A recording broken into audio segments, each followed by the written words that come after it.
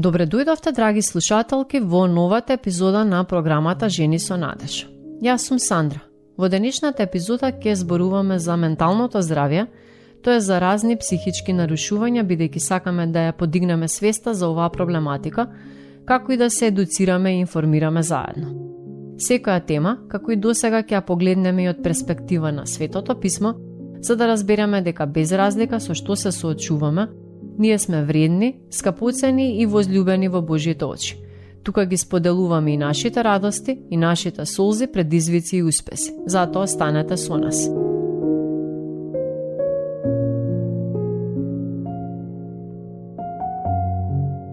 Ликот на Нарцис ни доаѓа од античката грчко-римска митологија. Митот вели дека Нарцис израснал во младеж со исклучителна убавина, но и суета. Еден ден по ловот, ожеднет, застанал на извор за да се напие вода.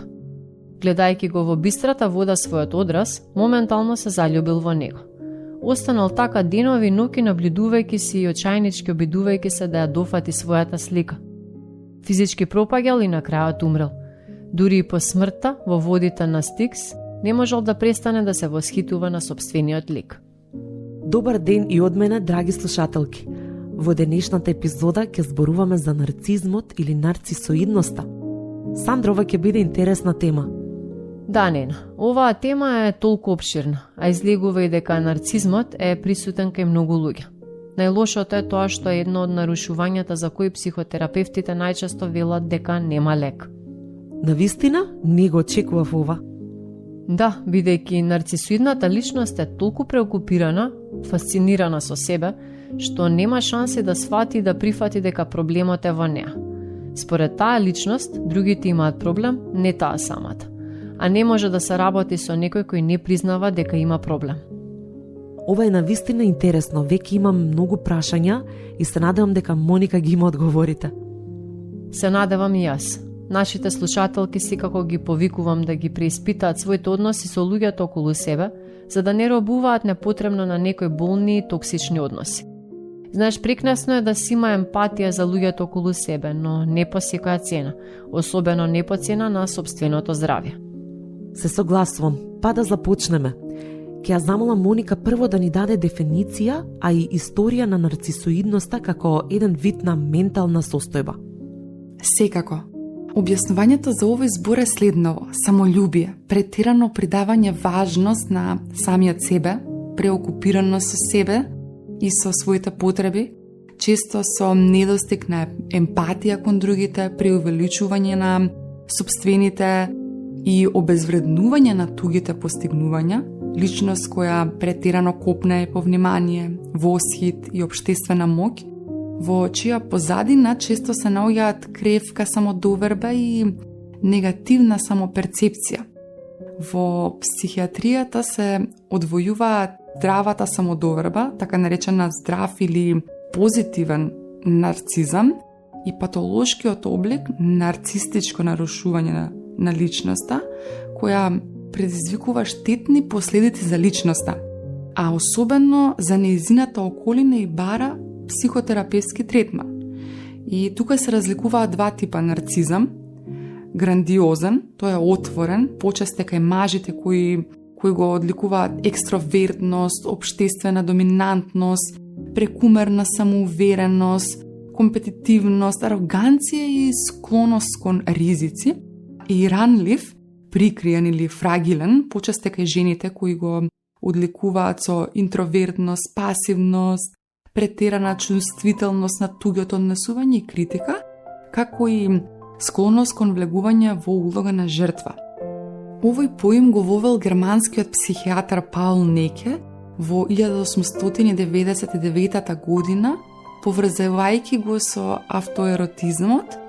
Оторан го опишал како самолюбие и суета во 1911 година, а Зигмунд Фройд го дефинирал како насочување на емоционалната енергија кон себе си.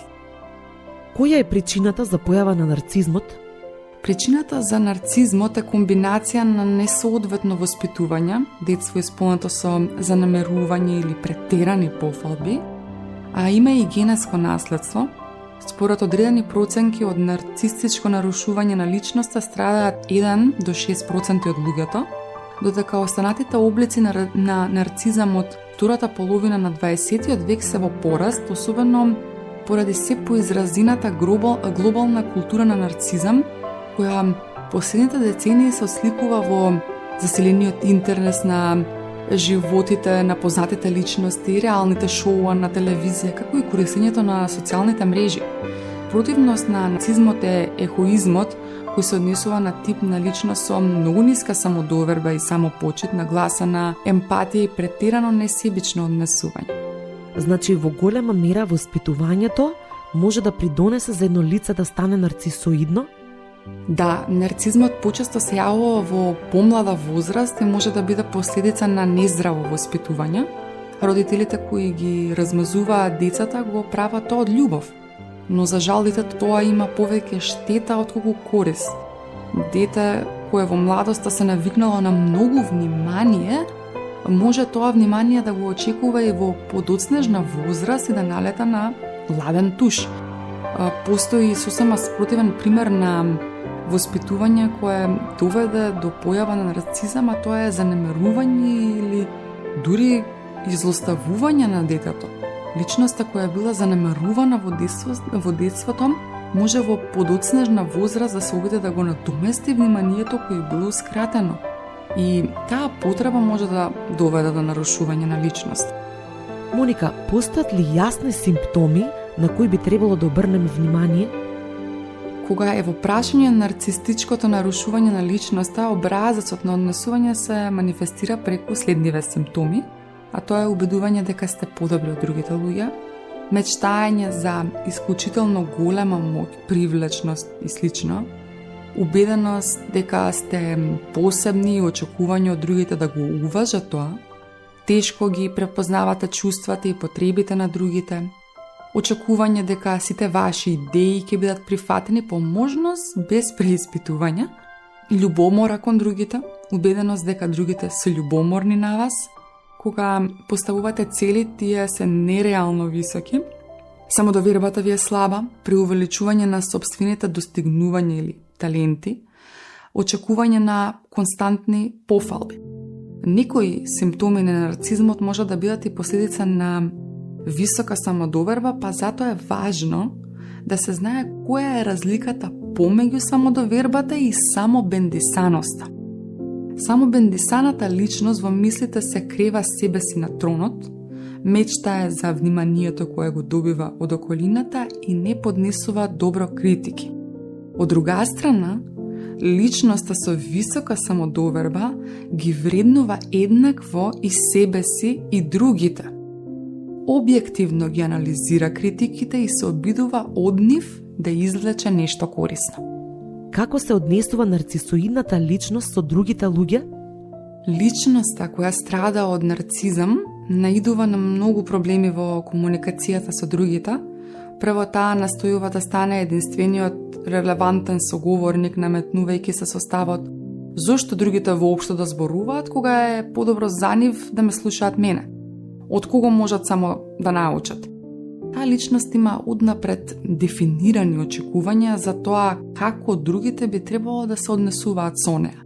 Сака да ги има најдобрите нешта, како најдобриот автомобил и најдобриот мобилен телефон. Ако не е во состојба да се го дозволи тоа, ќе чувствува фрустрација и на другите ќе се обиде да им објасни дека моделот што таа го поседува е сепак најдобар и тоа ќе го подкрепи со аргументи кои не држат вода. Научна студија објавена во едно познато списание истакнува дека нарцисоидните поединци почесто се во позиција на водачи, но на начин што самите ги преземаат таквите улоги бидејќи имаат потреба да бидат над другите и да ги контролираат. Главно не се ни добри водачи бидејќи премногу гледаат на себе и на своите потреби и не се способни да се огледуваат рационално поради пренагласената егоцентричност. А како се однесуваат нарцисоидните лица во врска, во брак?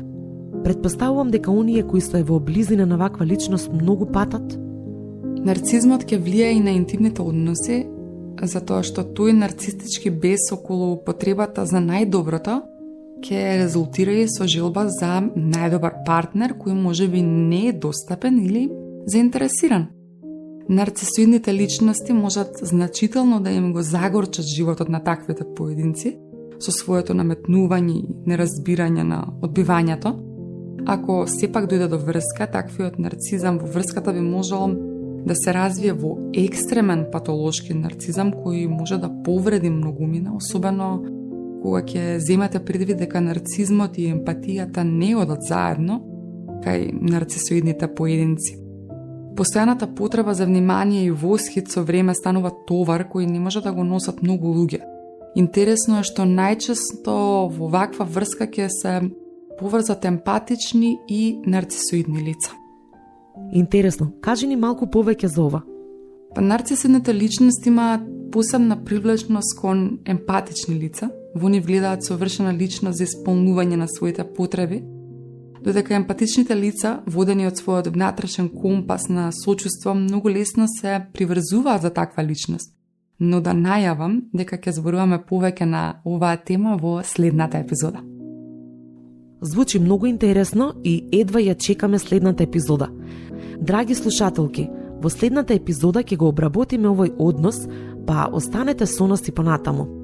А денешната епизода ја продолжуваме со следниот дел, каде ќе разговараме за тоа дали во Библијата се среќаваме со нарцисоидни личности и како Бог ги третира таквите луѓе.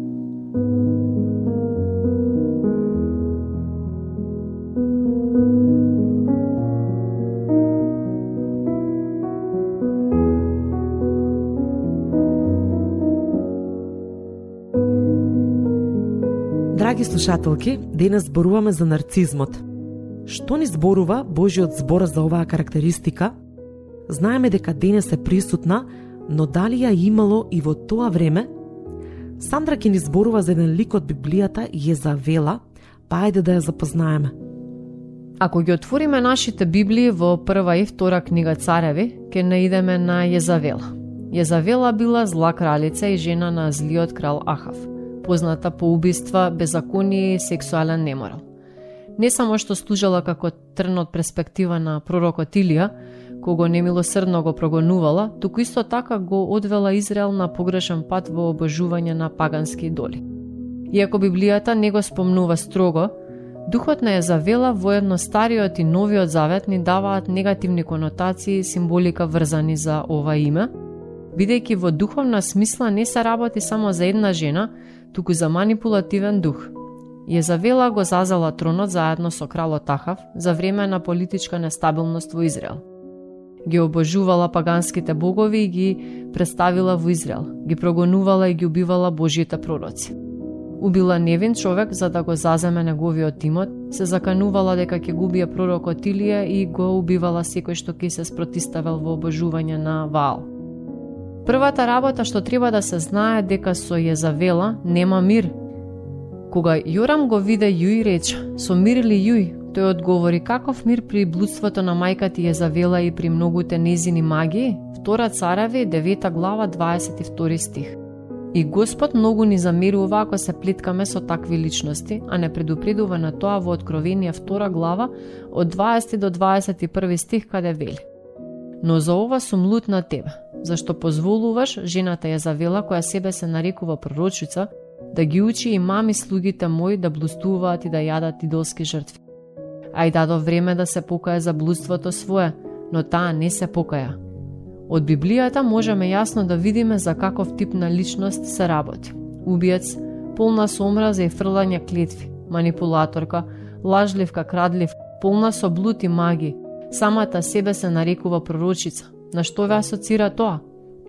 Зарем не на многуте лажни пророци кои доаѓаат во името на Христос?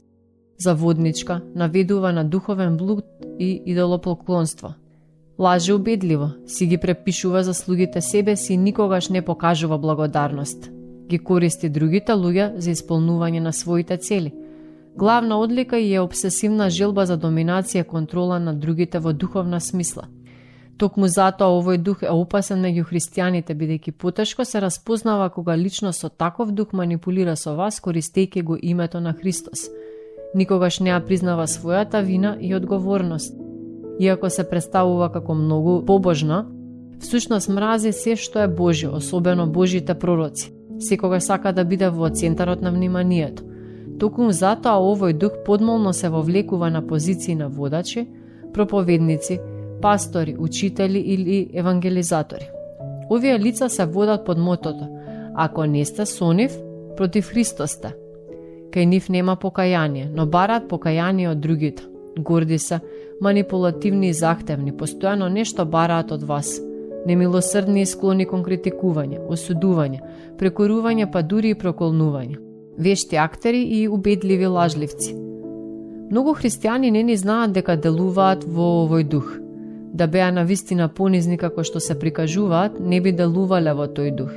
И затоа, ако не сте добро утврдени во Божјиот збор и не растете во Божјиот дух преку кој станувате се поспособни да ги разликувате злите духови, ќе наседнете на овој зло дух и ќе завршите ранети, се надеваме не и сосема уништени. Бидејќи сатаната преку своите демони има само една цел: да украде, да убие, да погуби. Јован 10 глава, 10 стих. И оваа негова мисија многу вешто ја исполнува. Драги слушателки, чувајте се, бидејќи ѓаволот не спие. Едва и чека да ве проголта ако се одвоите, изолирате или ослабите во духовната област. Останете во верата и молитвата. Опоменувајте се во љубов доколку скршнувате. Држате се заедно сите вие кои сте новородени од Божјиот дух. И најважното, држате се до Христос. И се молам вашата љубов се повеќе и повеќе да изобилува преку познанието и разбирањето на се, за да можете да го разпознавате најдоброто, та да бидете чисти и безпрекорни во денот на Христос, полни со плодот на праведност, кој е преку Исус Христос, за слава и пофалба на Бога. Филипјаните 1 глава, 9 до 11 стих. Језавела звучи баш нарцисоидно. Да, Језавела била вистинска нарцисоидна личност. Меѓутоа треба да бидеме свесни дека Бог не дозволува да му се подсмеваат. Тој го познава секого и ги познава намерите на срцето, така што него не можеме да го измамиме. Во Галатјаните 6 глава од 7 до 9 стих Павле вели: не лажете се, Бог не е за подигрување. Што ќе си посее човекот, тоа и ќе си жнее. И ваквите личности не завршуваат добро, исто како што ни Језавела не завршила добро. Била убиена на крајот. Треба да знаеме дека Бог е пред се добар и праведен, па тој ќе дозволи нарцисоидна личност сама да избере својата беда. Божјиот збор ни вели во Филипјаните 2 глава 3 стих: не правете ништо од честолюбие или за празна слава, но од понизност сметајте се еден друг за погорен од себе си. Нарцисоидната личност никогаш нема да може да ја спознае длабоката радост која доаѓа преку служењето, бидејќи таа е целосно обседната со самата себе и со служењето на себе си, како и со манипулирање со другите за да ја служат. Нарцисоидната личност никогаш не може да биде вистински задоволна, бидејќи не разбира во што се наоѓаат вистинската среќа и задоволство, туку настојува да зема се повеќе и повеќе, а да дава се помалку и помалку, и така само ја зголемува собствената беда. Псалм 16 во 11 стих вели: ти ми го покажа патот на животот, полното од радост има пред твоето присуство, вечно блаженство е во твојата десница. А во 1 Коринтијаните 13 глава 3 стих читаме: и да го раздадам целиот свој имот, да го предадам телото да ми изгори, штом љубов немам, ништо не ми користи. Вистинската среќа е во несебичност, само пожртвуваност, служењето, давањето, помагањето. Исус дојде најпрво за да ни даде духовни вечни богатства, за да го запознаеме Него и вечниот живот преку верата во Него.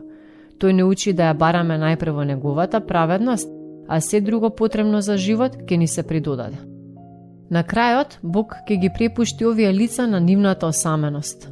На колку повеќе луѓе им забиле нож во грбот, тоест ги изделе, измамили и раниле, толку повеќе ќе се шири гласот за нив како за предавници, па затоа и другите луѓе ќе им свртат грб. Како што тие им правеле на другите, постапувајќи неправедно, така ќе се постапува и со нив. Не го прави она што не сакаш да ти го прават тебе. Се сеќавате? Павле ни кажува дека таквите луѓе не можат да напредуваат, туку ќе назадуваат и на крајот секогаш ќе бидат разоткриени. Но нема да успеат повеќе зашто безумието нивно ќе им стане јасно на сите. 2 Тимотеј 3 глава 9 стих. Во следните стихови можеме да кажеме дека Павле ги опишува нарцисоидните луѓе. Ве молам, браќа, пазете се од оние кои предизвикуваат раскол и соблазни против учењето кое сте го научили и бегајте од нив, зашто таквите не му служат на нашиот Господ Исус Христос, туку на стомакот свој и со сладки и ласкави зборови ги заведуваат срцата на простодушните. Римјаните 16 глава од 17 до 18 стих. Пополека, но сигурно, овие луѓе остануваат сами, барем до следната жртва, бидејќи не можат на долги патеки да ја потиснат својата нарцисоидна и манипулативна црта. Не жести се поради злобниците и не завидува им на оние што вршат беззаконија, зашто тие ќе се исушат како трева и како зелја на брегу ќе свенат. Псалм 37 од 1 до 2 стих.